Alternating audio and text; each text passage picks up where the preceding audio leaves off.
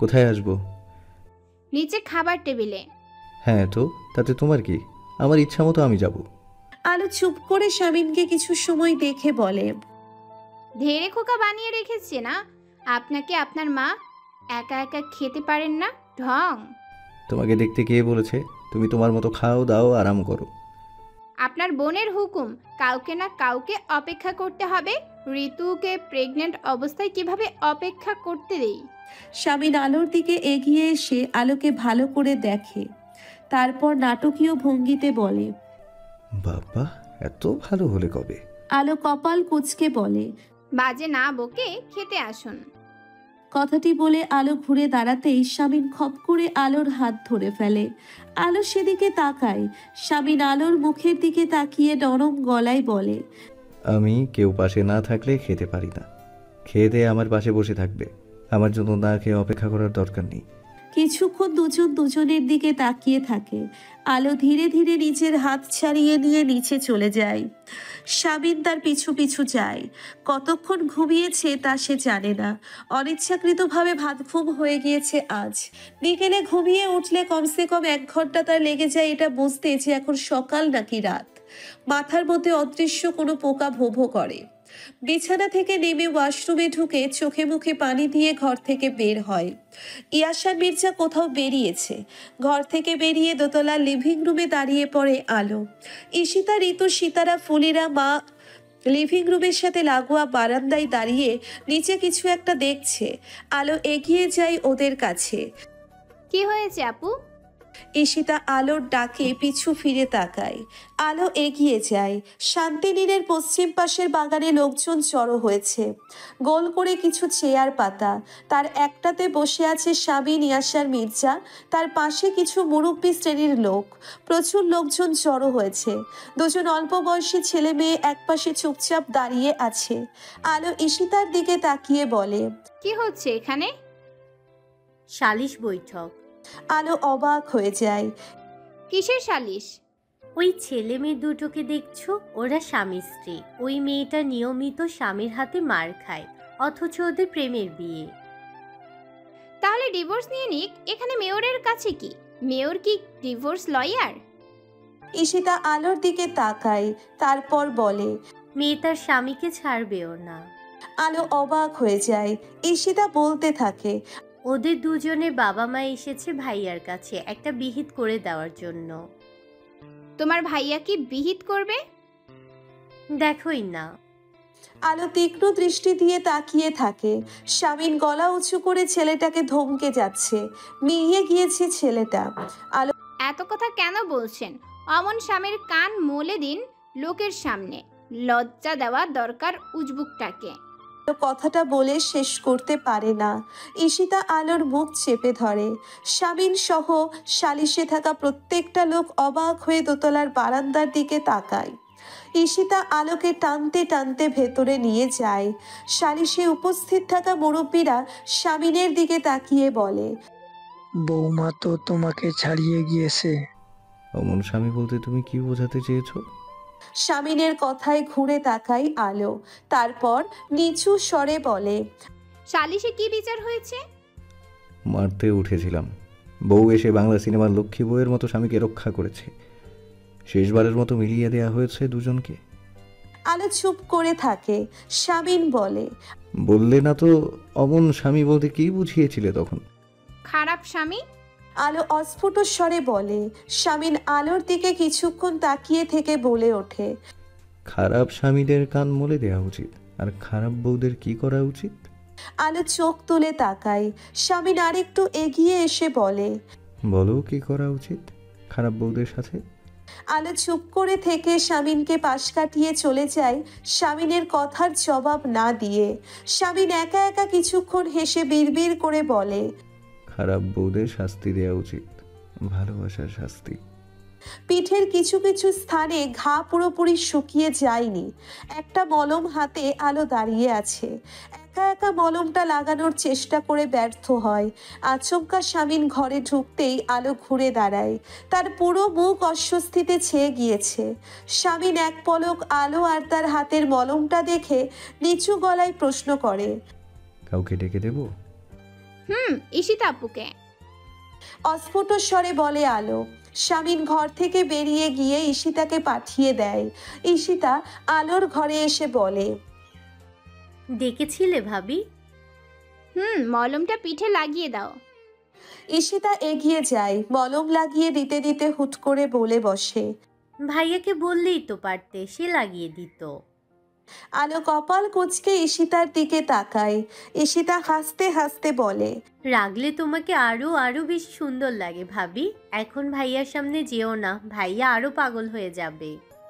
ঈশিতা হাসতে হাসতে বেরিয়ে যায়।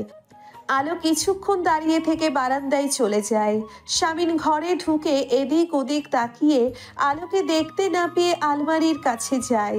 আলমারি থেকে কোলবালিশ বের করে এনে বিছানার মাঝখানটাতে রাখতে রাখতে বিড়বিড় করে কোলবালিশ দুটোকে উদ্দেশ্য করে বলে, স্বামী স্ত্রীর মাঝে তৃতীয় পক্ষ হয়ে ঢুকতে তোদের লজ্জা করে না? আলো বারান্দা থেকে ঘরে ঢুকে শামিনের কাণ্ড দেখে অবাক হয়। বলে, কাকে কি বলছেন?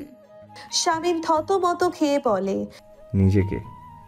আলো কিছু না বলে বিছানায় শুতে যাবে অমনি শামিন বলে, তোমার পাসপোর্ট আনিয়ে রেখেছি নিজের কাছে।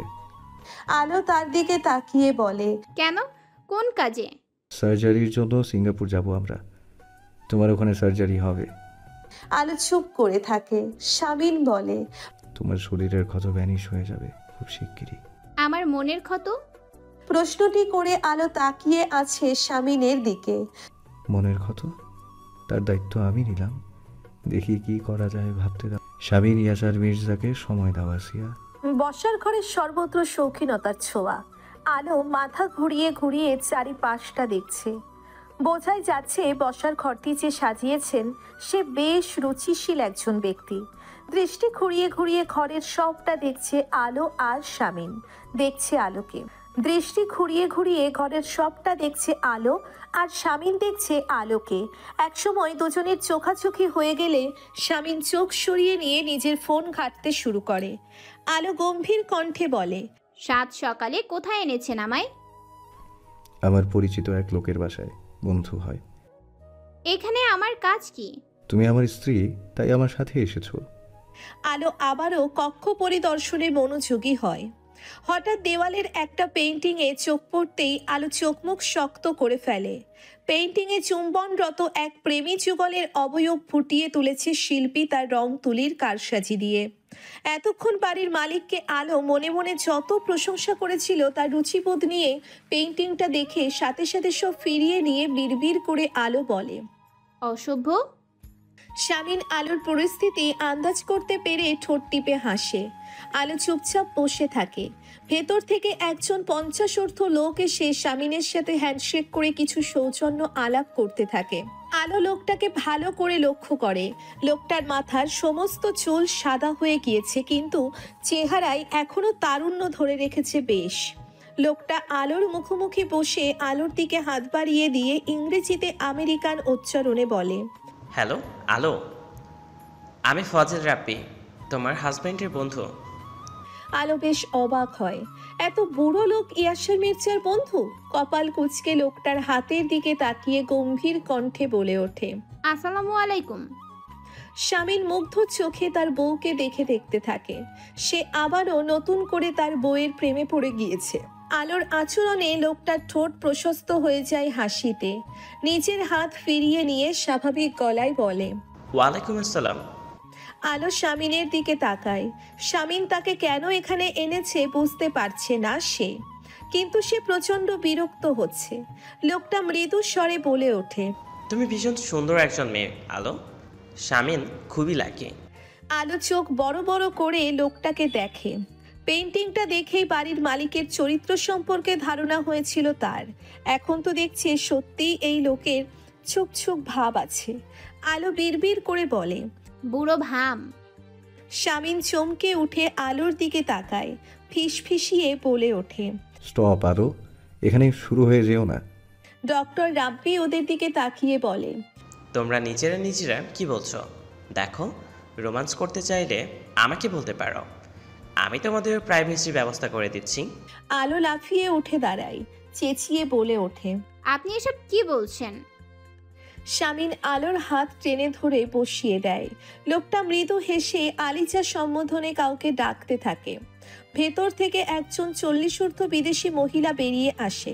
ফজলে রাব্বি তার দিকে তাকিয়ে ইংরেজিতে বলে, তোমাকে বলছিলাম না হানি, আমার বন্ধু শামীমের কথা।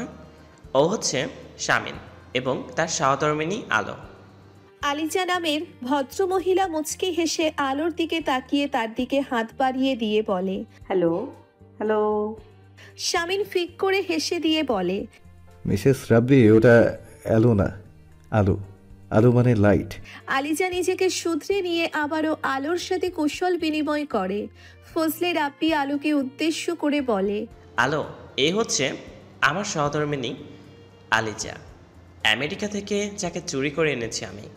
আলিজা রাব্বির গাল টেনে দুষ্টুমির সুরে বলে, ও হানি, কি যে বলো না তুমি।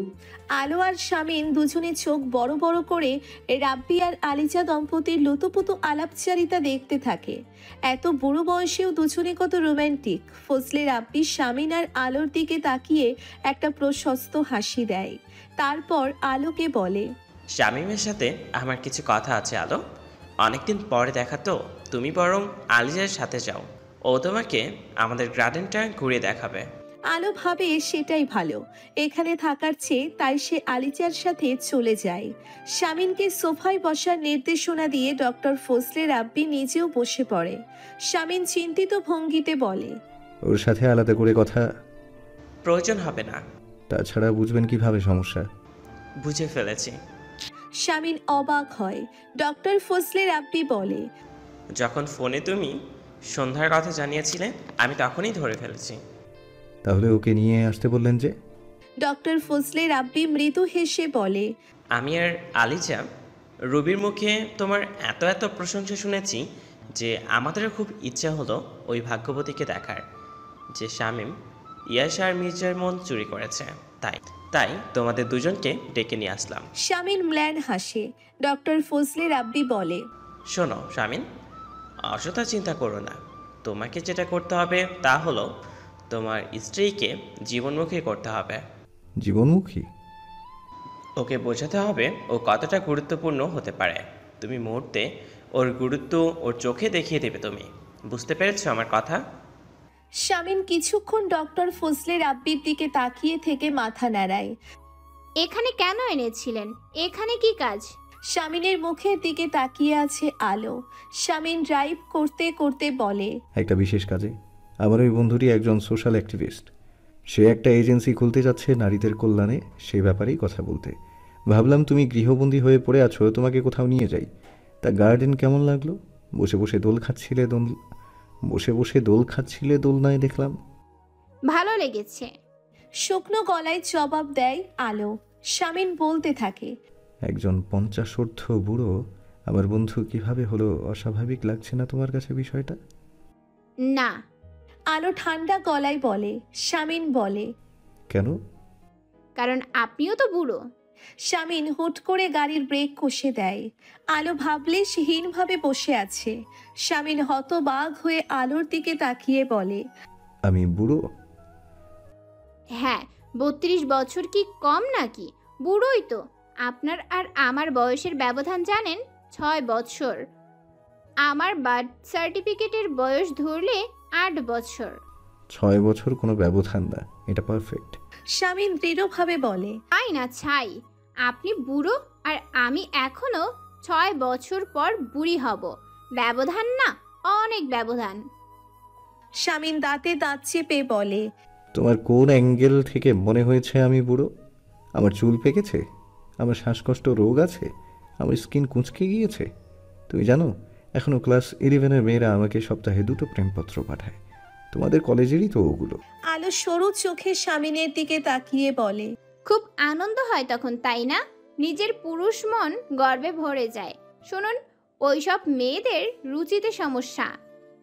শামিন হাত মুষ্টিবদ্ধ করে বসে আছে। সব মেনে নেওয়া যায়, কিন্তু শামিন বুড়ো এটা সে কোনোভাবেই মানবে না। এত বড় কথা বলে অপমান করে দিল এই মেয়েটা। বুকে সূক্ষ্ম যন্ত্রণা হচ্ছে স্বামীনের। মুখ ভার করে স্টিয়ারিংয়ে হাত দিয়ে বসে আছে। আলোর এখন বেশ হাসি পাচ্ছে স্বামীনের অবস্থা দেখে। সে অন্যদিকে মুখ ঘুরিয়ে নিয়ে ঠোঁট টিপে হাসছে। বরাবরের মতো অপমান হজম করে নিয়ে স্বামীন গাড়ি স্টার্ট করে। আলো কিছুক্ষণ ঠোঁট টিপে হেসে নিয়ে হুট করে বলে ওঠে, 5 বছরের ব্যবধান ভুল বলেছি? স্বামীন কপাল কুঁচকে ড্রাইভ করতে থাকে। এত বড় অপমান করে এখন সেধে সেধে কথা বলতে এসেছে। আলো মনে মনে ভাবে লোকটা হয়তো বেশি অপমানিত হয়েছে। কিছুক্ষণ চুপ করে থেকে বলে, 4 বছরের ব্যবধান। স্বামীন নিশ্চুপ। আলো বলতে থাকে, না না, 3 বছরের ব্যবধান। না, 2 বছরের ব্যবধান। আরে না না, 1 বছরের। স্বামীন চুপ করেই থাকে। আলো বলে ওঠে, আরে কোনো ব্যবধানই নেই, আমার বয়সও 32 বছর। স্বামীন আবারও ব্রেক কষে আলোর দিকে তাকায়। আলো চুপচাপ বসে থাকে। স্বামীন গম্ভীর কণ্ঠে বলে, চুপ করে বসে থাকবে একেবারে? ওই ঠোঁট নেড়ে আর একটা কথা বলে আমাকে কষ্ট দিলে আজ ভয়ঙ্কর কিছু হয়ে যাবে। অন্য সময় হলে আলো মুখে মুখে উত্তর দিয়ে দিত, কিন্তু এইমাত্র স্বামীনের কথায় সে কিছুটা ঘাবড়ে গিয়েছে, তাই চুপচাপ বসে থাকে। স্বামীন গম্ভীর মুখে আবারও গাড়ি স্টার্ট করে। সকাল থেকেই বৃষ্টি। আলো বৃষ্টি খুব একটা পছন্দ করতো না, কিন্তু এখন বৃষ্টিময় দিন তার খুব একটা খারাপ লাগে না। সারাদিন শাড়ি চুড়ি পরে ঘরেই তো পরে থাকে সে। জানালা দিয়ে বৃষ্টি দেখতে তার বেশ লাগে। ভাবি আসবো? সীতারা দরজার বাইরে দাঁড়িয়ে আছে। আলো ঘুরে দাঁড়িয়ে বলে, এসো। সীতারা একটা ছুরি নিয়ে ঘরে ঢুকেছে। আলোর দিকে তাকিয়ে বলে, ভাইজানের জামা কি কি ধুতে হবে দিন ভাবি? ওয়াশিং মেশিনে দিব? আলো অবাক হয়ে বলে, তোমার ভাইজানের কি কি ধুতে হবে তা আমি কিভাবে জানবো? সীতারা আলোর থেকেও বেশি অবাক হয়ে যায়। আলোকে সে দায়িত্ব জ্ঞানহীন স্ত্রী হিসেবে জানে, কিন্তু স্বামীর প্রতি এতটাই উদাসীন যে সামান্য তথ্যটুকুও দিতে পারছে না। ঈশিতা ঘরে ঢোকে। একবার সীতারা আর একবার আলোর দিকে তাকিয়ে সবটা বুঝতে পেরে সীতারাকে বলে, ভাইয়ার যা ধুতে হবে তা ডান পাশের আলমারিতে রাখে, ভুলে বসে আছো নাকি? সীতারা স্বামীনের জামা কাপড় নিয়ে যায়। আলো দাঁড়িয়ে আছে। ঈশিতা আলোর দিকে তাকিয়ে বলে ওঠে, ভাইয়া স্বামী হিসেবে তোমার মন জয় করতে সর্বোচ্চ চেষ্টা করে যাচ্ছে, আর এদিকে তুমি নিজেকে কারোর বিবাহিত স্ত্রী ভাবছো না। ভাইয়া একা একা সম্পর্কটাকে কি সুন্দর বয়ে নিয়ে যাচ্ছে। কতটা যত্ন করে তোমাকে, আমি আমার ভাইয়াকে নিয়ে গর্ব করি। আলো কিছুক্ষণ চুপ করে থেকে শুকনো গলায় বলে, আচ্ছা, কাল থেকে তার জামা কাপড় আমি ধুইয়ে দেব। ঈশিতা কিছুক্ষণ আলোর দিকে তাকিয়ে থেকে চলে যায়। আলো বিছানায় চুপচাপ বসে থাকে। আসলেই কি সে ভুল করছে? কবির আলমগীরের বাসভবনে পার্টির মিটিং বসেছে আজ। পার্টির সভাপতি কবির আলমগীর সবার সাথে আলোচনা শেষ করে এসে স্বামীনের সামনে বসে। স্বামীন তার দিকে তাকিয়ে আছে। কবির আলমগীর বলে, তুমি কি বুঝতে পারছো কতটা নাকানি চুবানি খেয়েছি, কতটা নাকানি চুবানি খাইয়েছো তুমি আমাদের? তোমার মতন এমন একজনের কাছ থেকে এরকম আশা করিনি স্বামী। স্বামী চুপ করে থাকে। অন্যরাও সবাই চুপচাপ। কিছুক্ষণ পরে গম্ভীর কণ্ঠে স্বামীন বলে ওঠে, দলে আমার স্থান আছে কি নেই সেটা আনুষ্ঠানিকভাবে ঘোষণা করা হোক। এমনিতেও আমার কাছে দেশের সেবা করাটা মুখ্য বিষয়, কোনো দলের পৃষ্ঠপোষকতায় থাকাটা নয়। কবির আলমগীর কিছুক্ষণ চুপ করে থেকে বলে, দল তোমাকে রেখেছে, তোমার মতন ডেডিকেটেড লোক কজনই বা আছে বলো? স্বামীন চুপ করে বসে আছে। কবির আলমগীর বলতে থাকে, এসব কি বউয়ের জন্য হয়েছে তোমার? আলমের মেয়ে আমাদের বৌমার জন্য? স্বামীন কোনো কথার জবাব না দিয়ে তাকিয়ে আছে শুধু। কবির আলমগীর বলে, মেয়ে মানুষকে দুর্বল প্রজাতির ভাবা স্বামীন। ইয়াসারের এহেন পরিণতি খুবই অবাক করছে আমাকে। বউয়ের প্রতি অল্প কদিনে বেশ দুর্বল হয়ে গিয়েছ দেখছি, বেশ বউ পাগল হয়েছ। স্বামীন ম্লান হেসে বলে, সব কিছু আপনাদের দেখেই তো শিখেছি আঙ্কেল। কবির আলমগীর থতমত খেয়ে যায়। শামীন সালাম জানিয়ে উঠে দাঁড়ায়। পার্কিং লটে এসে দেখা হয়ে যায় কবির আলমগীরের ভাগ্নি জুয়ের সাথে। খুবই ছোটখাটো একটা পোশাক পরে উশৃঙ্খলভাবে হেঁটে আসছে। শামীন কপাল কুঁচকে চোখ সরিয়ে নেয়। ঋতুর পায়ের নখের যোগ্যতা নেই এই মেয়েটার, ফালতু মেয়ে। দুপুরে শামীন কাক ভেজা হয়ে বাড়িতে ফেরে। ঘরে ঢুকে আলমারি থেকে তোয়ালে বের করে মাথা মুছতে থাকে। আলো দাঁড়িয়ে যায়। শামীনের দিকে কিছুক্ষণ তাকিয়ে থেকে আমতা আমতা করে বলে, গাড়ি থাকতে এত ভিজেছেন কিভাবে? শামীন আলোর প্রশ্ন শুনে অবাক হয়। এ আবার আগ বাড়িয়ে শামীনের কথা জানতে চাইছে কেন? সূর্য কোন দিকে উঠেছে আজ? সারাদিন তো এমন ভাব করে যেন শামীনকে সে দেখতেই পায় না। শামীন অদৃশ্য কেউ। স্বাভাবিক গলায় শামীন বলে, আজ বৃক্ষরোপণ কর্মসূচি ছিল, দলের সাথে ভিজে ভিজে গাছ লাগিয়েছি শহরের বিভিন্ন সড়কের পাশে। আলো চুপ করে থাকে। শামীন নরম গলায় বলে, খেয়েছো? আলো মাথা নাড়ায়। শামীন হাঁচি দিতে দিতে তোয়ালে রেখে ওয়াশরুমে ঢোকে। বিকেলের দিকে বৃষ্টি চলে গিয়েছে। আকাশটা ভীষণ সুন্দর হয়ে উঠেছে। আলো বারান্দার রেলিং ধরে দাঁড়িয়ে আকাশের ওই সৌন্দর্য উপভোগ করতে থাকে। শামীন অসময়ের বৃষ্টিতে যখন ভিজছিল তখনই বেশ বুঝতে পেরেছিল গায়ে জ্বর আসতে চলেছে। শামীনের ধারণা ঠিক, তার গায়ে বিকেলের দিকে জ্বর এসেছে। আজ বিকেলে পার্টি অফিসে মিটিং ছিল, সে যেতেই পারেনি। বিছানায় কিছুক্ষণ শুয়ে থেকে উঠে বসে। আলোকে কোথাও দেখতে না পেয়ে শামীন বিছানা থেকে নামে। খুবই বিরক্তিকর এই বউটা। শামীনকে এড়িয়ে থাকতে পারলেই যেন বাঁচে। কেন? শামীন কি তাকে খেয়ে ফেলবে নাকি?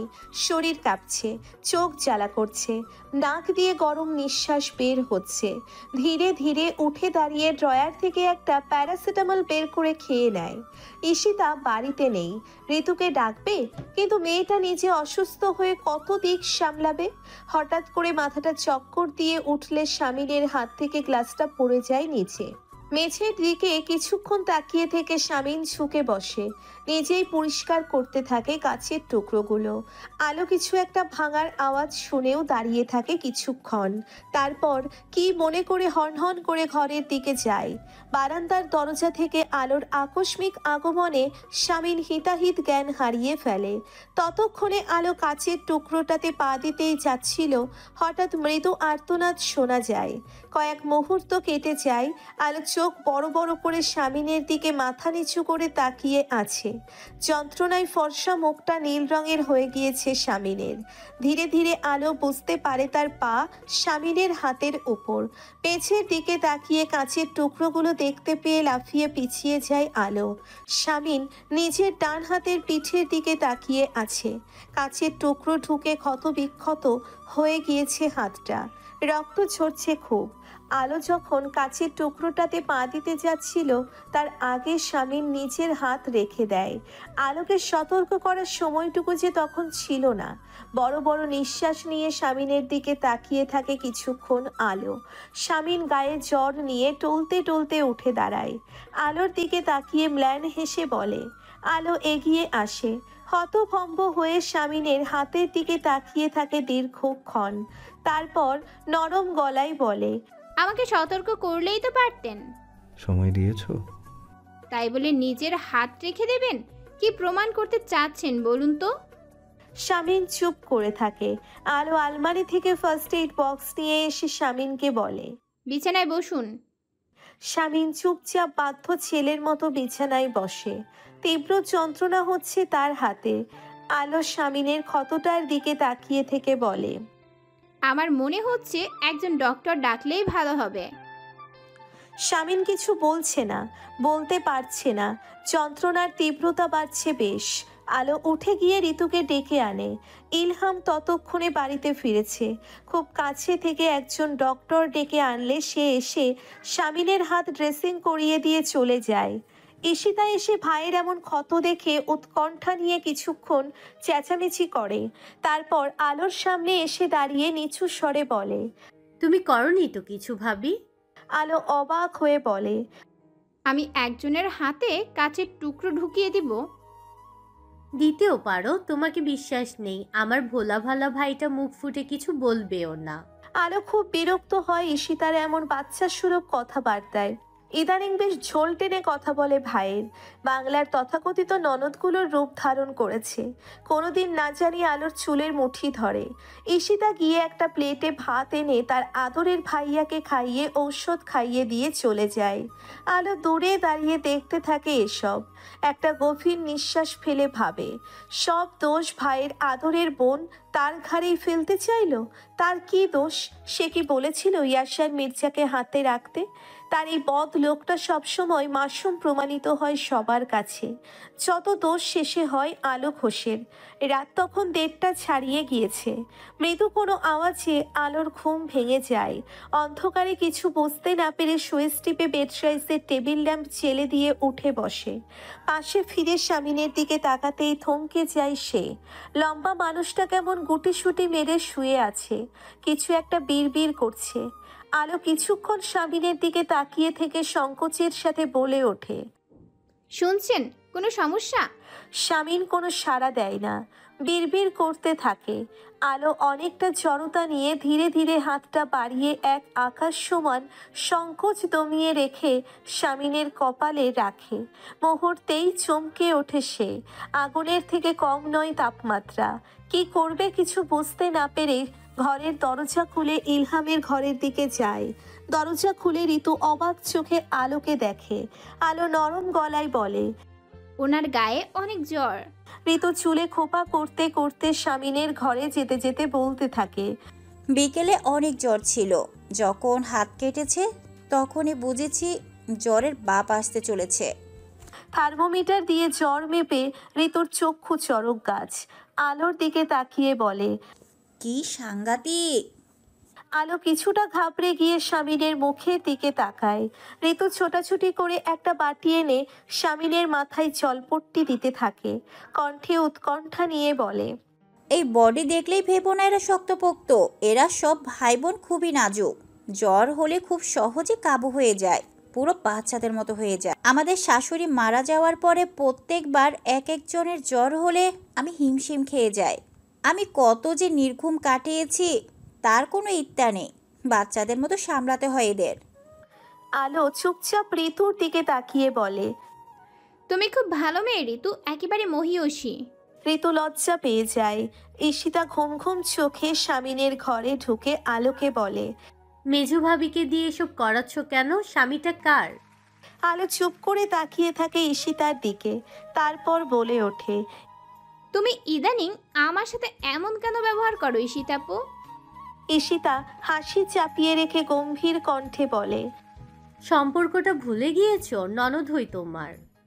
তারপর ঋতুর দিকে তাকিয়ে বলে, ইহান উঠে গিয়েছে ঘুম থেকে, কাঁদছে। তুমি যাও মেজো ভাবি, বড় ভাবি করবে এইসব। ঋতু কিছুক্ষণ আলোর মুখের দিকে তাকিয়ে থেকে চলে যায়। ঈশিতা ভাইয়ের মুখের দিকে তাকিয়ে থেকে আলোকে বলে, এই শুয়ে আছে জানো আমার মা বাবা, তুমি তার প্রতি একটু দরদ দেখাও, আমি তোমাকে আজীবন মাথায় তুলে রাখবো ভাবি। ধীর পায়ে ঈশিতা চলে যায়। আলোর ঘরের দরজা বন্ধ করে বিছানায় কিছুক্ষণ বসে থেকে স্বামীনের দিকে তাকায়। তখনও প্রলাপ বকে যাচ্ছে স্বামীন। একটা গভীর নিঃশ্বাস ফেলে আলো তার দিকে এগিয়ে যায়। মাথার কাছে কিছুটা দূরত্ব নিয়ে বসে স্বামীনের মাথায় জলপট্টি দিতে থাকে। এইবার বেশ ভালো করে স্বামীনকে লক্ষ্য করে আলো। বেশ সুদর্শন লোকটা। ক্লাস 11-এর মেয়েরা এমনি এমনি লাভ লেটার দেয় না তাকে। অবশ্যই এরা 4 ভাই বোনই দেখতে শুনতে ভালো। এদের মধ্যে ইসমাম একটু বেশিই সুন্দর। ইসমামের কথা মনে পড়তেই আলোর চোখ মুখ ফ্যাকাশে হয়ে যায়। স্বামীনের মুখের দিকে দীর্ঘ সময় তাকিয়ে থেকে ভাবে, এই লোকটা তার ভাই বোনদের নিজের থেকেও বেশি ভালোবাসে। জান বের করে দেয় ভাই বোনদের জন্য। এই লোক যদি কখনো জেনে যায় সে তার আদরের ছোট ভাইয়ের প্রেমিকাকে বিয়ে করেছে, তাহলে নিশ্চয়ই বেশ কষ্ট পাবে লোকটা। আলোর হঠাৎ খুব আফসোস হচ্ছে স্বামীনের কথা ভেবে। জলপট্টি দিতে দিতে শামিনকে ভালো করে দেখতে থাকে আলো। লোকটা যতই ত্রুটিপূর্ণ হোক না কেন, একটা কথা আলোর স্বীকার করতেই হবে, লোকটা একজন পারফেক্ট ফ্যামিলি ম্যান। এত অল্প বয়সেই একটা সংসারের সবার নিরাপত্তা নির্ভরতার জায়গা। এদের ভাই বোনদের বন্ডিং সত্যিই প্রশংসনীয়। শামিন বিড়বিড় করে কিছু বলছে, আলো কৌতূহল বশত একটু ঝুঁকে যায় শামিনের দিকে। সে স্পষ্ট শুনতে পায় শামিন বিড়বিড় করে তার মাকে ডাকছে। আলো বেশ অবাক হয়, এত বড় একজন লোক অথচ এখন মনে হচ্ছে এর বয়স 8 বছর। চোখ ঘুরিয়ে আলো শামিনের হাতের ব্যান্ডেজের দিকে তাকায়। লোকটা অমন কাণ্ড করে তখন কি প্রমাণ করতে চাইলো আলো জানে না। আলোর জায়গায় অন্য কোনো মেয়ে থাকলে তখনই শামিনের প্রেমে পড়ে যেত। হুট করে কিছুটা সংকোচ নিয়ে আলো শামিনের ব্যান্ডেজের উপর দিয়ে হাত ছুঁয়ে দিতেই শামিন জ্বরের ঘোরে আলোর হাত আঁকড়ে ধরে। আলো চমকে উঠে তাকায় শামিনের দিকে।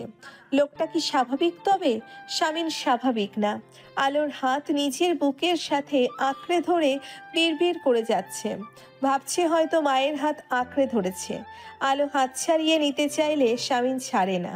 কিছুক্ষণ শামিনের মুখের দিকে তাকিয়ে থেকে খানিকটা ঝুঁকে আলো অস্ফুট স্বরে বলে, শুনছেন, আমি আপনার মা নই, হাতটা ছাড়ুন। শামিন ছাড়ে না। আলো দেখতে পায় জ্বরের তীব্রতায় শামিনের বন্ধ চোখের কার্নিশ পেয়ে দুফোঁটা তরল গড়িয়ে পড়ছে। হঠাৎ কেন জানি আলোর নিজের হাত ছাড়িয়ে নিতে মন সায় দিল না। শামিনের উত্তপ্ত শরীরের উষ্ণতায় আলোর হাত গরম হয়ে গিয়েছে। তবুও আলো চুপচাপ বসে রইল শামিনের মুখের দিকে তাকিয়ে। কিছুক্ষণ পরে অস্ফুট স্বরে বলে ওঠে, আপনি আসলে কেমন লোক ইয়াসার মির্জা? আমার কি আপনাকে আগ্রহ নিয়ে জানা উচিত? ঘুম ভেঙে যাওয়ায় শামিন ধীরে ধীরে উঠে বসে। শরীরের অসহ্য যন্ত্রণা শেষ হয়েছে। কাল রাতের জ্বরে বেশ কাহিল লাগছে শরীরটা। গায়ে এখন আর জ্বর নেই, তবে হাতের যন্ত্রণাটা বেড়েছে। খুব কষ্ট দিচ্ছে শামিনকে ব্যথাটা, তবে আছিয়ার থেকে কম কষ্ট দিচ্ছে। ঘরের মধ্যে আলো নেই। মাথা ঘুরিয়ে এদিক ওদিক তাকাতেই দেখে বেডসাইডের টেবিলে জলপট্টি দেওয়ার বাটি রাখা। নিশ্চয়ই ঈশিতা নয়তো ঋতুর কাজ ওসব। বিছানা থেকে নেমে ওয়াশরুমে ঢুকে ফ্রেশ হয়ে টি শার্ট পাল্টে ক্লান্ত শরীরে বারান্দায় চলে যায় সে। সকালের রোদে স্নান করে নিতে হবে। আলো ঘরে ঢুকে এদিক ওদিক তাকিয়ে শামিনকে দেখতে না পেয়ে ভাবল বারান্দায় গিয়েছে। একটা গভীর নিঃশ্বাস ফেলে শামিনের আলমারির দিকে এগিয়ে যায়। কিছুক্ষণ আগে ঈশিতার সাথে আলোর একটা ঠান্ডা যুদ্ধ গিয়েছে। ঋতু মাঝখানে বোকার মতন দাঁড়িয়েছিল রেফারি হয়ে। যুদ্ধের কারণ আলোর শামিনের প্রতি উদাসীনতা। কেন আলো শামিনের জামা কাপড় ওয়াশিং মেশিনে এনে রাখে না? কেন যত্ন করে না? আলোর বিরক্ত লাগছে খুব। এই ঈশিতা আপুকে এখন আলো আর ঋতুর শাশুড়ির জায়গা নিতে চাইছে। ইদানিং হাবভাব দেখলে তো তাই মনে হয়। কি হবে শামিনের জামা কাপড় ধুলে? শামিনকে রাতারাতি পতিদেবতা ভাবতে শুরু করবে এত তাড়াতাড়ি? আরে বাবা, একটু সময় দে সবাই। আলো রানী তো আর মরে যাচ্ছে না। এরা জোর জবরদস্তি করে সংসার খেলিয়েই ছাড়ছে আলোকে দিয়ে। আজ আলো শামিনের জামা কাপড় ধোবে, সবার কলিজা ঠান্ডা করে দেবে আলো। সবাই তো এই টেনশনে খাবার খাওয়াই ছেড়ে দিয়েছে যে কেন আলো তাদের ভোলা ভালা কলিজার টুকরো চোখের মনি বড় ভাইয়ের জামা কাপড় ধোয় না। আলো আলমারি খুলে এক টানে শামিনের ব্যবহৃত জামা কাপড় বের করতে গিয়ে সব ফেলে দেয় নিচে। মুখে আরান্ত শব্দ করে সবকিছু একটা একটা করে তুলতে থাকে সে। হঠাৎ করে শামিনের ব্যক্তিগত ছোট প্যান্ট দেখে চোখ বড় বড় করে লাফিয়ে 2 পা পিছিয়ে যায় আলো। ওসব আলো ধুতে পারবে না, বেঁচে থাকতেও না, মরে গেলেও না। কারো আলোকে শুলে চড়ানোর থাকলে এসে চড়াক, ওসব আলো ধরতে পারবে না, কখনোই না। কিছুক্ষণ ঠোঁট উল্টে দাঁড়িয়ে থেকে কাছুমাছু মুখ করে আপন মনে বলে ওঠে, এ আমাকে কোথায় ফাঁসিয়ে দিলে আব্বু আম্মু? স্বামী নামের পুরুষের ওসব ছোট প্যান্ট ধোয়ার জন্যই কি একটা মেয়ের জন্ম হয়? তোমাকে ওসব ধুতে হবে না। শামিন ক্লান্ত শরীরে আলোর পিছনে দাঁড়িয়ে আছে। আলো চমকে উঠে ঘুরে তাকায়। শামিন তার দিকে তাকিয়ে আছে। স্বাভাবিক গলায় বলে, স্বামী নামের পুরুষের ওসব ধোয়ার জন্য একটা মেয়ের অবশ্যই জন্ম হয়নি। তুমি ওসব রেখে নিজের কাজ করো। তা কি করে হয়? আপনার বোন তো আমাকে কাঁচা খেয়ে ফেলবে। তুমি তো কাউকে ভয় পাও না, তাহলে এত মাথা ঘামাচ্ছ কেন? ঈশিতা আপুর চোখে এত ভালো হবার প্রয়োজন কি? সাফ সাফ জানিয়ে দাও এসব তুমি পারবা না। আলো চোখ ঘুরিয়ে স্বামীনের দিকে তাকায়। তাই তো সে সাপ সাপ জানিয়ে দিলেই তো পারে, কিন্তু সমস্যা হচ্ছে সে আপত্তি জানাতে পারছেন না। সে কেন আপত্তি জানাতে পারছে না? কেন? কোথাও তার অবচেতন মনও কি এটা ভেবে এগুলো স্ত্রী হিসেবে তার কর্তব্য? ওই একটা কাগজের জন্য হলেও তার এসব করা উচিত, এমন কিছু কি? আজ কোথায় নিয়ে যাচ্ছেন? আলো স্বামীনের দিকে তাকিয়ে বলে। স্বামীন এক মনে ড্রাইভ করতে থাকে, মৃদুস্বরে বলে, একটা নতুন জায়গায়। আপনি একজন মেয়র হয়ে এত ঘোরাঘুরি করেন কেন এভাবে একা একা? আপনার তো শত্রু অনেক। স্বামীন আলোর দিকে তাকিয়ে বলে। তুমি আমার কথা ভাবো। আলো চুপ হয়ে যায়। কিছুক্ষণ পরে স্বামীনের হাতের দিকে তাকিয়ে বলে, ব্যথা সেরেছে? ব্যান্ডেজ খুলে ফেললেন যে? হ্যাঁ, সেরেছে। এক বাক্যে জবাব দেয় স্বামীন, তারপর বলে, 2-4 দিনে আমরা সিঙ্গাপুর যাচ্ছি। প্রস্তুতি নাও, 1 সপ্তাহ কিংবা 10-12 দিন লাগবে। আর এখানকার কাজ? আমার ছেলেরা আছে, ওরা নিজেরাই একজন স্বামী আসার মির্জা। আলো কয়েক মুহূর্ত পরে বলে, ভাগ্য করে কিছু মানুষ পেয়েছেন আপনি। আপনার ভাই বোন, ভাইয়ের বউ, আপনার বেস্ট ফ্রেন্ড জামিল ভাই, দলের ছেলেরা সবাই খুব ভালোবাসে আপনাকে। স্বামীন চোখ থেকে সানগ্লাস খুলে ফেলে আলোর দিকে তাকায়, তারপর বলে, হ্যাঁ, ভাগ্য করে সবাইকেই সেরা পেয়েছি, শুধু বউ ছাড়া। বউটা পচা খুব। সেটা তো আপনার দোষে। কাট কাট জবাব দেয় আলো। স্বামীন আর কথা বাড়ায় না।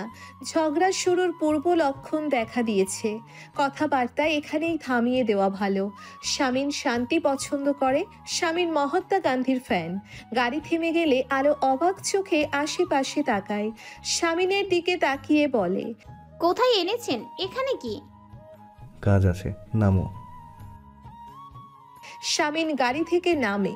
আলো শাড়ির আঁচল টেনে লম্বা একটা ঘোমটা টেনে নেয়। তারা এসেছে থানা রোডের এতিমখানায়। গাড়ি থেকে নামতেই স্বামীন আলোকে দেখে থমকে যায়। ঘোমটায় কত সুন্দর, সভ্য, শান্ত লাগছে মেয়েটিকে। এর মুখ দেখে বোঝার উপায় আছে এই মেয়েটা কি সাংঘাতিক।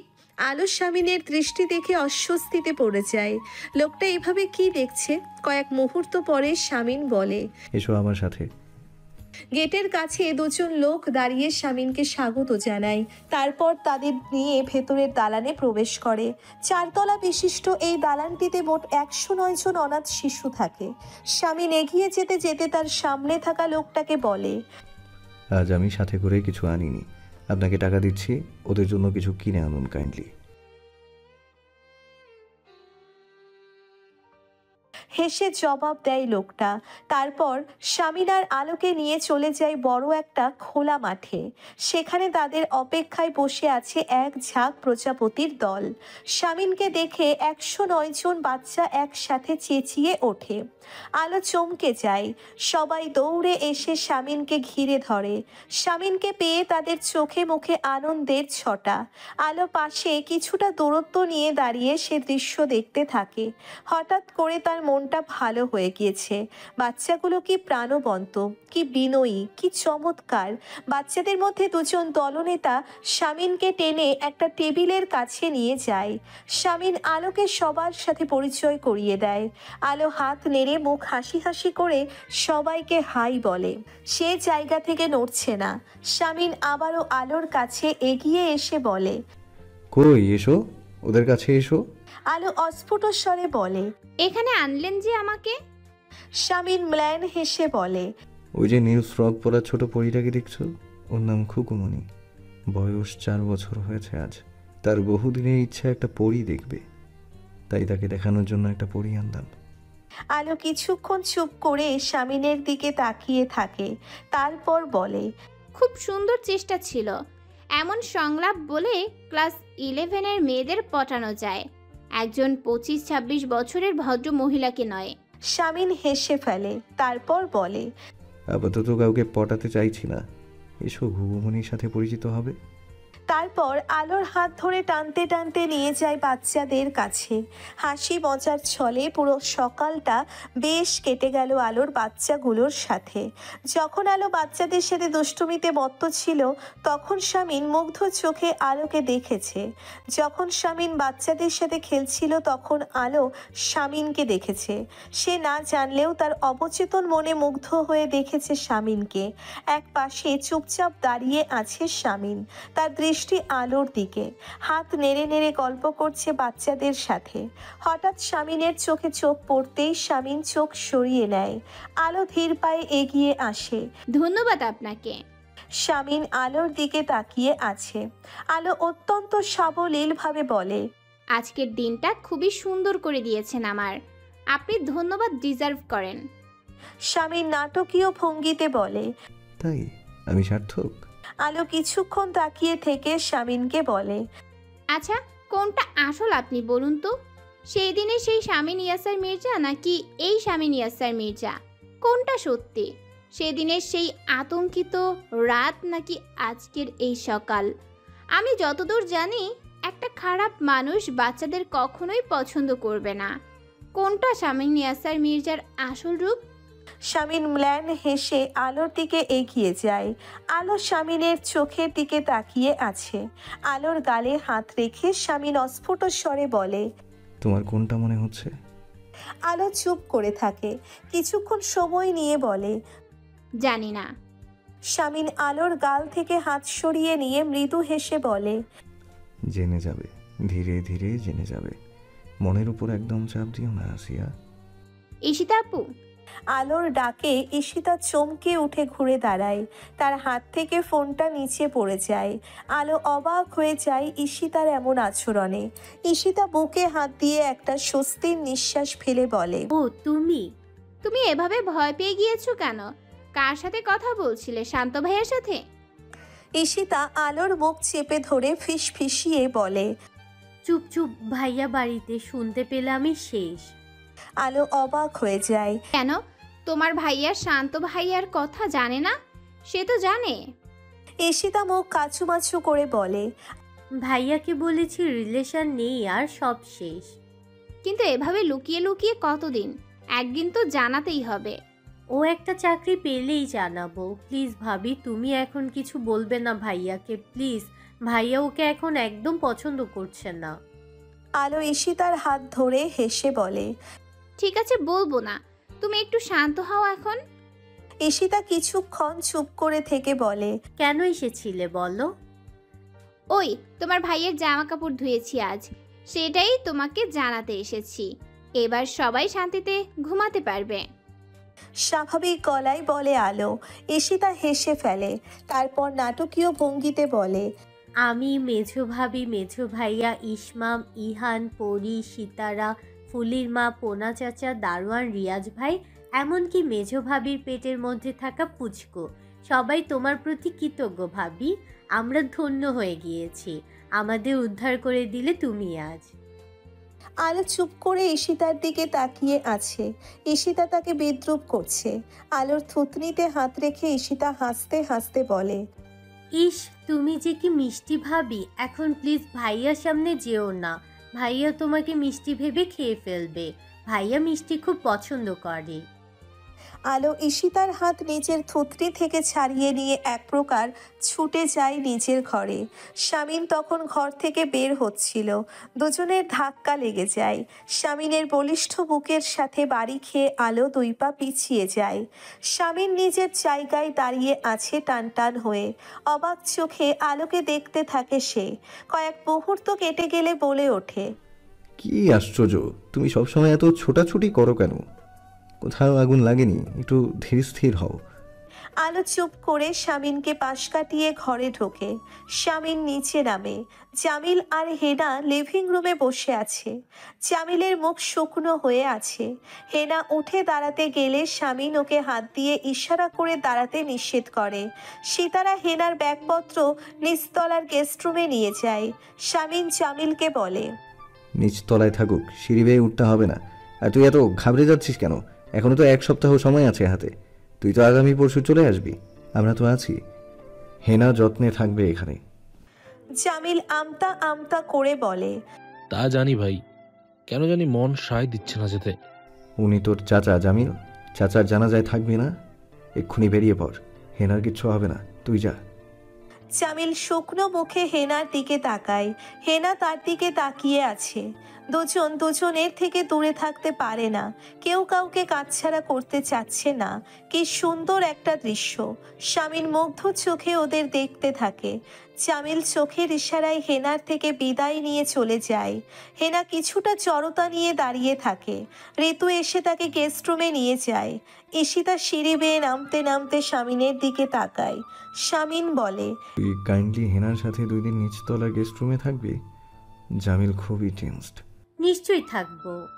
এক বাক্যে রাজি হয়ে যায় ঈশিতা। স্বামীন বোনকে দেখে বলে, তুই কোথাও বের হচ্ছিস? না, ওই রিধি আসবে বাড়িতে, আজ গেটের সামনে দাঁড়িয়ে আছে। রিদি? হঠাৎ কি মনে করে? আমি তো বিয়ে করে নিয়েছি। হাসতে হাসতে বলে স্বামীন। ঈশিতা কপাল কুঁচকে বলে, এই ধরনের মজা ভুলেও তোমার বইয়ের সামনে করো না, তীরে এসে তরি ডুববে। ঈশিতা বাড়ির বাইরে যায়। স্বামীন দোতলায় ওঠে। আলো বিছানায় উপর হয়ে শুয়ে একটা বই পড়ছিল। কি বই পড়ছে তা বুঝতে পারছে না স্বামীন। চোখে মুখে মুগ্ধতা মেয়েটার। এই মেয়েটার স্বামীন বাদে পৃথিবীর সবকিছুর দিকে মুগ্ধ চোখে তাকায়। স্বামীনের দিকে তাকালে মনে হয় ভস্ম করে দেবে। গলা খাকারি দিয়ে স্বামীন বলে, ও বাড়িতে যেতে চায়। আলো বই থেকে মাথা তুলে স্বামীনের দিকে তাকায়। তারপর ঠান্ডা গলায় বলে, হ্যাঁ, নিয়ে যাব। আমি তো যেতে পারি, পথ চিনি আমি। ওটা আমার শ্বশুর বাড়ি, তাই আমিও যাব। কাট কাট বলে স্বামীন। আলো আপত্তি জানিয়ে কোনো কথা বলে না আর। আবারও বইয়ের পাতায় চোখ রাখে। স্বামীনের ইচ্ছে করছে ঘর থেকে বইগুলো সব বের করে ঘরের দরজা বন্ধ করে ওই মেয়েটার মুখোমুখি গিয়ে বসতে। তারপর থুতনি ধরে বলতে, এই মেয়ে, একটু আমাকেও দেখো, এক পলক দেখো। ইচ্ছেকে দমিয়ে রেখে স্বামীন বারান্দায় চলে যায়। আলো মাথা তুলে পেছন থেকে স্বামীনের দিকে তাকিয়ে থাকে। স্বামীন তা দেখল না। দোতলার লিভিং রুমে হাসাহাসির শব্দ শোনা যাচ্ছে। আলো ঘর থেকে বেরিয়ে একবার উকি দিয়ে দেখে ঈশিতা আর একটা মেয়ে বসে গল্প করছে। আলো মেয়েটিকে চেনে না, ঈশিতার বন্ধু হবে হয়তো। ঈশিতার চোখে আলো পড়তেই ঈশিতা উঠে এসে আলোকে টেনে নিয়ে যায়। মেয়েটা উঠে দাঁড়িয়ে আলোকে পা থেকে মাথা পর্যন্ত দেখতে থাকে। ঈশিতা বলে, ভাবি, ও হচ্ছে আমার বান্ধবী রিধি, তোমাকে দেখতে এসেছে। আলো রিধির দিকে তাকায়। লম্বা ফর্সা সুন্দরী একটা মেয়ে। আলোকে বিনয়ের সাথে সালাম দেয়। আলো সালামের উত্তর দিয়ে বসতে বলে ওদের। টুকটাক কথা বলে চা বানাতে আলো নিচতলায় নেমে আসে। রান্নাঘরে সিতারা আর ফুলির মা ছিল। ফুলির মা অবাক হয়ে বলে, আপনি রান্নাঘরে আসছেন? হ্যাঁ, কেন আসতে পারি না? অবশ্যই পারেন ভাবি, আসলে কখনো আসেন না তো, তাই বললাম। আলো মৃদু হেসে চায়ের পানি বসিয়ে দেয় চুলায়। তারপর বলে, আসলে ঈশিতা আপুর বান্ধবী এসেছে আমাকে দেখতে। এখন আমি যদি আপ্যায়ন না করি তাহলে ঈশিতা আপুর মুখ থাকবে না। আলোর হঠাৎ এমন কর্তব্য জ্ঞান দেখে সিতারা এবং ফুলির মা দুজনেই অবাক হয়। হেনা এসে পেটে হাত দিয়ে রান্নাঘরে দাঁড়ায়। আলো হেসে তাকেও বলে, তুমি চা খাবে? বানাই? হেনা মাথা নাড়ায়। আলো চায়ের পানি বাড়িয়ে দেয়। টুকটাক কথাবার্তা বলতে থাকে সবার সাথে। হুট করে ফুলির মা বলে বসে, আপনি রিদি আপার জন্য চা বানাতে আসছেন? খুব অবাক করা বিষয়। আলো অবাক হয়ে বলে, তা কেন? ওনার সাথে কি আমার শত্রুতা আছে যে চা বানাতে পারবো না? শত্রুতা না ঠিক? ফুলির মা আমতা আমতা করে বলে, আপনি কি কিছু জানেন না? আলো ঘুরে দাঁড়ায়। কি? কোন ব্যাপারের কথা বলছো? সিতারা ফুলির মাকে ইশারা করে চোখ দিয়ে কিছু না বলতে। আলো সিতারাকে ধমক দিয়ে বলে, ওকে বলতে দাও। ফুলির মা এদিক ওদিক তাকিয়ে ফিস ফিসিয়ে বলে, রিদি আপার বড় ভাইজানের ভালোবাসতো। ইস্তা আপাও তো ঠিক করে রাখছিল বড় ভাবি বানাইবে ওই রিদি আপাকে। মাঝখান থেকে বড় ভাইজান আপনারে বিয়ে করে ফেলছে। সিতারা ধমকের সুরে ফুলির মাকে বলে, তুই এসব কথা বড় ভাবিকে বলছিস কেন? পছন্দ করতেই পারে। আমাদের বড় ভাইজান তো কিছু করেনি, তাই না? সে তো ঈশিতা আপুর সব বান্ধবীকে বোনের নজরে দেখেছে। ফুলির মা বলতে থাকে, আমি নিশ্চিত ওই মেয়ে এখনো বড় ভাইজানকে ভালোবাসে। তখন দেখলেন না বড় ভাইজানের দেখার সাথে সাথে চোখে কি আনন্দ। আলোর মুখটা হঠাৎ থমথমে হয়ে যায়। কাপে চা ঢেলে সিতারাকে বলে। এগুলো ওনাদের দিয়ে আসো সিতারা। সিতারা ট্রে নিয়ে চলে যায়। ফুলির মা আমতা আমতা করে বলে, আপনি কি মন খারাপ করলেন ভাবি? বড় ভাইজান কিন্তু কিছু করেনি, সে বোনের নজরে দেখে, মন খারাপ করবেন না। আলো কয়েক পলক ফুলির মায়ের দিকে তাকিয়ে তাকে দেখে চলে যায়। ধীরে ধীরে সিঁড়ি ভেঙে দোতলায় উঠে লিভিং রুমের দিকে দৃষ্টি যেতেই থমকে দাঁড়ায়। শামিন আর দিদি হেসে হেসে কথা বলছে। ঈশিতা কোথাও নেই। আলো এক দৃষ্টিতে ওদের দেখে। শামিনকে দেখে মনে হচ্ছে সে জীবনে হাসেনি।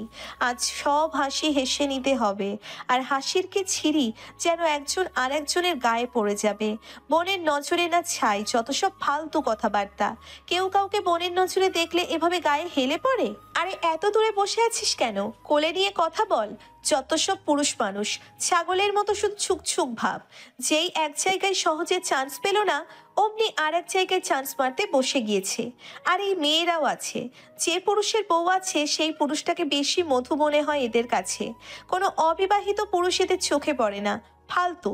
শাড়ির আঁচল শক্ত করে চেপে ধরে দাঁড়িয়ে থাকে আলো। শামিনার হৃদি হেসেই যাচ্ছে। আলোর কপালে সূক্ষ্ম রেখা দেখা দিয়েছে। হঠাৎ শামিনের চোখে চোখ পড়তেই গুটিয়ে যায় আলো। চোখ সরিয়ে নিয়ে ধীর পায়ে হেঁটে ঘরে ঢোকে। মুখটা থমথমে। শামিন কিছুটা অবাক হয়ে যায়। বিড়বিড় করে বলে, যা বাবা, এ আবার কি হলো? ঘরে ঢুকে দরজার সিটকিনি তুলে দিয়ে একবার ড্রয়ার খুলে কিছু একটা রাখে। আলোর দৃষ্টি বইয়ের দিকে থাকলেও মনোযোগ শামিনের। আলমারির কাছে গিয়ে একটা কোলবালিশ বের করে এনে বিছানার মাঝখানটাতে রাখে। তারপর আলোকে শুনিয়ে শুনিয়ে বলে, ভুল বললাম আমি। স্ত্রী বেড ফেলো নয়, স্ত্রী হচ্ছে বেড অকিউপায়ার। স্ত্রী শয্যা সঙ্গী নয়, স্ত্রী হচ্ছে শয্যা দখলকারী। পুরো খাটটা দখল করে বসে আছে। আলো একপাশে চুপচাপ সরে বসে।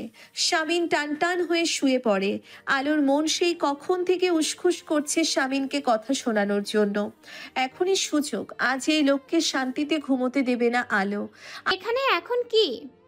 আলোর কথা শুনে শামিন চোখ মেলে তাকায়। তারপর বলে, ঘুমাবো বলে? বিকেলে ঘুমের বারণ আছে নাকি? আচ্ছা, আপনার আর কোনো কাজ নেই? আপনি কি আদৌ পলিটিশিয়ান? এমন কথা বলছো কেন? পলিটিশিয়ান বলে সারাদিন রাজপথে থাকবো? বাড়িতে এসে নিজের বিছানায় আরাম করবো না? না না, তা করবেন কেন? পলিটিশিয়ান তো নামে আপনি। আপনার একটা কাজও পলিটিশিয়ানদের মতো নয়। কেন? কি করেছি আমি? দেখো, ঘুরে ফিরে আবার তোমাকে তুলে এনে বিয়ে করার কাহিনীতে যাব না, বলে দিলাম। না না, চোখের সামনে আপনার এত কাণ্ড দেখতে পাচ্ছি। শুধু শুধু অতীত ঘেটে কথা শোনানোর দরকার কি?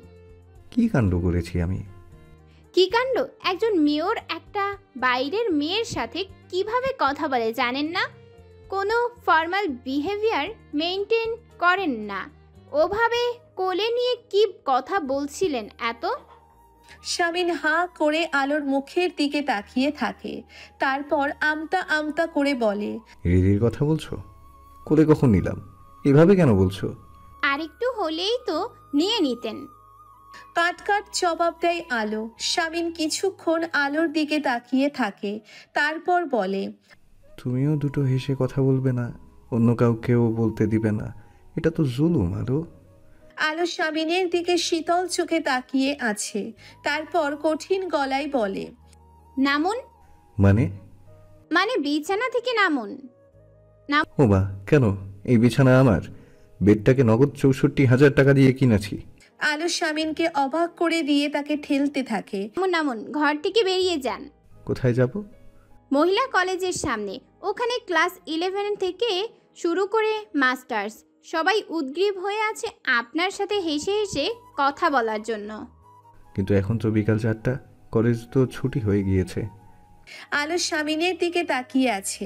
শামিন দাঁত বের করে হাসতে থাকে কথাটি বলে। আলো ঠান্ডা গলায় বলে, বেশ, তবে রিদির কাছেই যান। দাঁড়ান, আমি ঈশিতাপুকে বলছি আবারও তাকে ডেকে নিতে। কথাটি বলে আলো উঠে পড়তে যায়। তখনই শামিন হুট করে শাড়ির আঁচল টেনে ধরে আলোর। আলো চমকে উঠে শামিনের দিকে তাকায়। শামিন আলোর মুখের দিকে কয়েক মুহূর্ত তাকিয়ে থেকে তার শাড়ির আঁচল ছেড়ে দিয়ে উঠে দাঁড়ায়। টেবিলের ড্রয়ারের কাছে গিয়ে ড্রয়ার থেকে একটা বিয়ের কার্ড বের করে আলোর হাত ধরিয়ে দিয়ে বলে, হৃদির বিয়ের কার্ড। পাত্র এখানকার এসি ল্যান্ড আসিফুল হক। মাথায় চুল কম মানে টাকলা, সেটা নিয়েও ওকে খেপাচ্ছিলাম, হাসাহাসি করছিলাম। এখন বলো, একজন মেয়েও তার ছোট বোনের সমতুল্য কারো সাথে মজাও করতে পারবে না? আলো বিয়ের কার্ডটার দিকে তাকিয়ে আছে। শামিন আলোর দিকে খানিকটা ঝুঁকে চোখ সরু করে বলে, আচ্ছা একটা কথা বলো, তুমি এত খেপছো কেন? ভালো টালো বেশি ফেললে নাকি আমাকে? আলো চুপ করে থাকে। শামিন হাসতে থাকে। হাসি থামিয়ে বলে, তোমার মধ্যে কেমন বহু একটা ভাব এসেছে, হৃদিকে একটা ধন্যবাদ দিতে হবে। আলোর পুরো মুখ অস্বস্তিতে ছেয়ে গেছে। খুবই আশ্চর্যজনক ভাবে সে এই লোকটাকে কড়া কথা শোনাতে পারছে না। শামিন উঠে দাঁড়ায়, নরম গলায় বলে, মজা করছিলাম, দুঃখিত। এত তাড়াতাড়ি আমাকে ফিল করতে শুরু করবে সেটা আমি আশা করিনি। টেক ইউর টাইম আসিয়া, শুধু আমাকে হারিয়ে দিও না। কথাটা বলে শামিন চলে যায়। আলো তখনও তার হাতের কার্ডটার দিকে তাকিয়ে থাকে।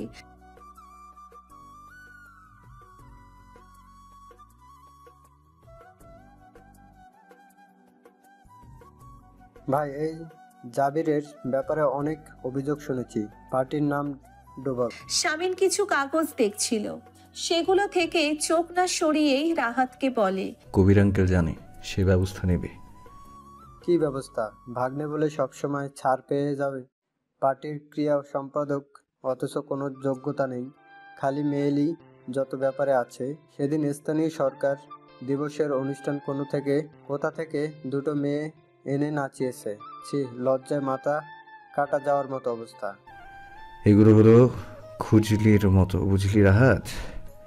একটা চুলকে শেষ করবি আর একটা উঠবে, চাপ নিস না, সময় মতো ঝেড়ে ফেলবো। আচ্ছা, ওর বোন জুয়ের ব্যাপারে আপডেট থাকলে বল। ইলহামের অফিসে যায় নাকি? না ভাই, খবর তো পাইনি, তবে শুনেছি ইদানিং NRH এন্টারপ্রাইজের মালিকের সাথে খুব ভাব। ভাই, ইদানিং সমাজটা গোল্লা গিয়েছে একেবারে। অল্প বয়সী মেয়েগুলো কোথায় ক্যারিয়ার করবে তা না করে কখনো বিবাহিত পুরুষ, কখনো সুগার ড্যাডি নিয়ে পড়ে আছে, নষ্ট পুরো। এদিকে থেকে আমাদের আলো ভাবি সেরা, কতটা আত্মনির্ভরশীল, পরিশ্রমী, একটা বাজে রেকর্ড নেই, শুধু মাথায় একটু সমস্যা। শামিন ম্ল্যান হাসে, তারপর বলে, ভুল বললি, একটু নয়, মাথায় পুরোটাই সমস্যা। এভাবে লাইট জ্বেলে বসে আছেন কেন? নিজে না ঘুমাতে না চাইলে ঘুমাবেন না, আমাকে ঘুমাতে দিন। ধমকের সুরে বলে আলো। শামিন বাঁকা হাসি হেসে মনে মনে বলে, বিকেলে আমাকে শান্তিতে ঘুমোতে দাওনি, এখন আমিও তোমাকে ঘুমোতে দেব না। মুখে বলে, আলো আমার বাতি নগদ 12,000 টাকা দিয়ে কিনেছি, আমি জেলে রাখবো। কপাল কুঁচকে শুয়ে থাকে। শামিন ঠোঁট টিপে কিছুক্ষণ হেসে নেয়।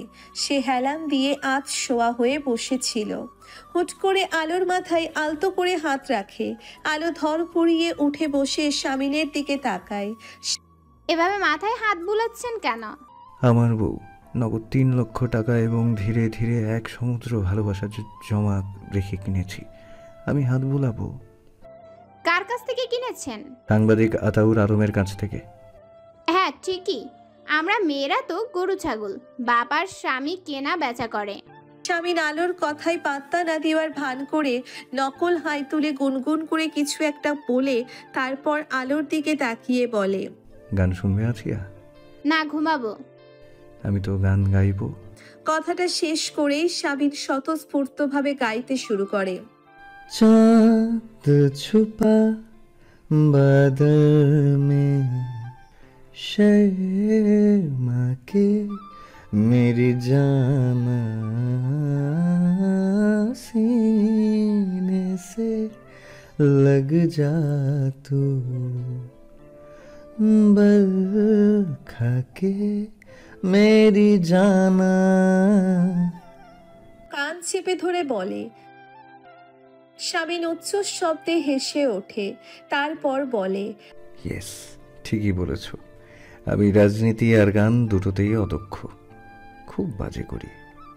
আলো চুপ করে থাকে। শামিন বলতে থাকে।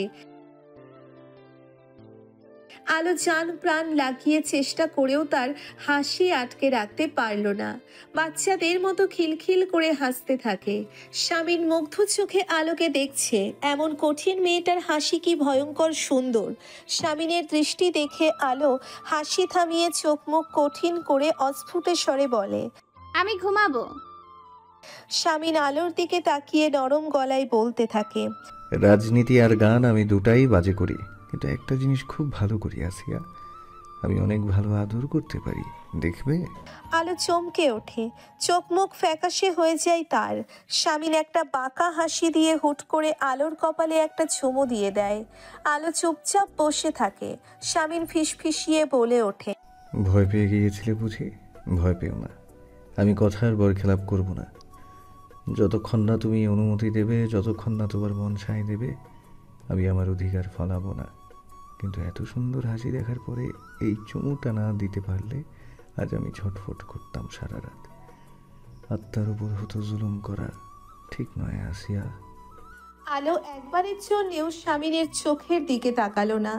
যদি তাকাতো তাহলে দেখতে পেত কতটা মুগ্ধতা শামিনের চোখে তার জন্য। মাথায় গোবর ঠাসা আলো থমকে গেলেও যেতে পারত। নিজেকে গুটিয়ে নিয়ে বিছানায় চুপচাপ শুয়ে পড়ে সে। শামিন আর মনে হাসে। এভাবে হুট করে গুটিয়ে নিল কেন মেয়েটা? কোনো প্রতিক্রিয়া দেখালো না। শামিন বুঝবে কিভাবে রাগ করেছে, নাকি লজ্জা পেয়েছে, নাকি ভয় পেয়েছে? সম্ভবত ভয় পেয়েছে। শামিন মনে মনে ভাবে আর ভয় দেখিয়ে কাজ নেই। কোনো বাক্য ব্যয় না করে সুইচ টিপে বাতি নিভিয়ে দিয়ে শুয়ে পড়ে। কিছুক্ষণ যেতেই দরজায় ধাক্কা পড়ে। ইহান বাইরে থেকে তার বড় বাবাকে ডাকছে। শামিন উঠে বসে আবারও বাতি জ্বেলে দেয়। আলো উঠে বসে। দরজা খুলে দেখে ইহান দাঁড়িয়ে চোখ মুছছে। শামিন অবাক হয়ে ইহানকে কোলে তুলে নেয়। ঋতু আর ইলহাম দাঁড়িয়ে আছে। শামিন ঋতুর দিকে তাকিয়ে বলে, হয়েছে কি? কাঁদছে কেন? হাত তুলেছো গায়ে? ঋতু মাথা নাড়িয়ে বলে, বকেছি। কেন? হোমওয়ার্ক করিনি। রাত 11টা প্রায়, এখন হোমওয়ার্ক করার সময়? সন্ধ্যা থেকে ওর বাবার ফোনে কার্টুন দেখেছে, বলেছে ঘুমানোর আগে করে দেবে। এখন তেরামি কেন করছে? তেরামি তো তুমি করছো ঋতু। ধমকের সুরে বলে শামিন। ইলহাম ইহানের দিকে তাকিয়ে বলে, ঠিক আছে বাবা, তুমি পাপার কাছে এসো, হোমওয়ার্ক করতে হবে না আর। আচ্ছা